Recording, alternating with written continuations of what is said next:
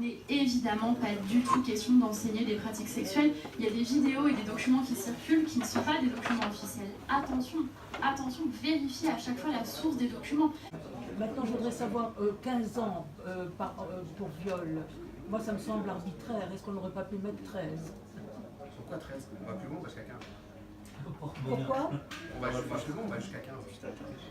Eh ben, pourquoi est-ce qu'on ne mettrait pas 13? Et pourquoi on mettrait 13? Donc la personne entre 13 et 15 ans, elle est consentante automatiquement? Parce que vous interprétez mal le 15. Au contraire, on protège les enfants jusqu'à 15 ans.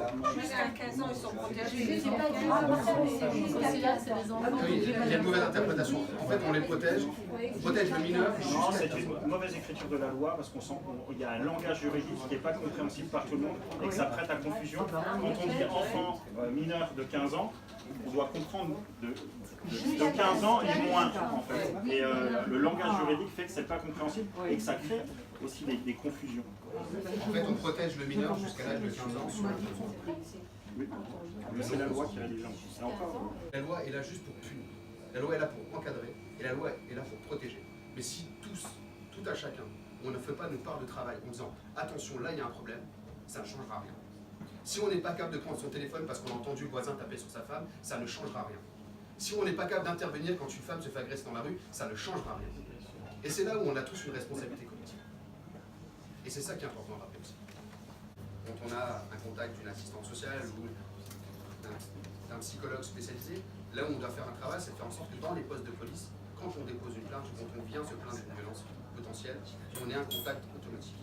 Et ça, c'était pas fait. C'est en train d'être mis en place aussi en interne. C'est ce qu'on appelle aussi les groupes de contact avec la gendarmerie et la police pour mieux fonctionner et dire vous êtes potentiellement victime de quelque chose. Voilà les réponses et voilà les structures qui peuvent vous accompagner. Et c'est là, c'est le travail qui est fait en ce moment aussi avec les forces de l'ordre. Elles sont, entre guillemets, les premiers à pouvoir être informés d'une victime potentielle. Moi j'ai une question, Ludo. Tu vois, par exemple, maintenant, siffler une femme dans la rue ou des commentaires sexistes, c'est puni par la loi maintenant, mais la mise en place, tout ce qui est le travail de la police et tout, comment c'est possible de réaliser ça? Parce qu'on se posait la question avec Tristan avant, je sais pas, quelqu'un va siffler une femme dans la rue, la police peut pas être là. Alors, il y a la constatation au flagrant délit, mais il y a la capacité de pouvoir le prouver avec des témoins. C'est une procédure classique juridique. Demain, tu veux déposer plainte sur un témoin, le témoin renforce ta possibilité d'une agression potentielle. Après, oui, il y a le sifflet, il y a pas mal de choses, il y a les insultes. D'une part, le flagrant délit, et deuxièmement, une personne qui peut montrer par une vidéo ou par un témoin qu'elle a été victime de violence. Je crois que le message justement à retenir, c'est de comprendre ce texte-là pour pouvoir répondre à ça. Moi, j'étais complètement surpris de voir le texte est tellement clair qu'il y a des gens qui objectent sur des sujets, mais waouh, c'est vraiment avec des personnes quand même qui sont bien placées, hein, qui ont une certaine position pour la politique, des élus et tout ça, qui critiquent, dans l'opposition bien sûr, mais qui critiquent. Et je leur dis, mais là en fait, vous allez chercher juste l'opposition, vous ne cherchez pas la critique en soi. Et je trouve ça, c'est dommage.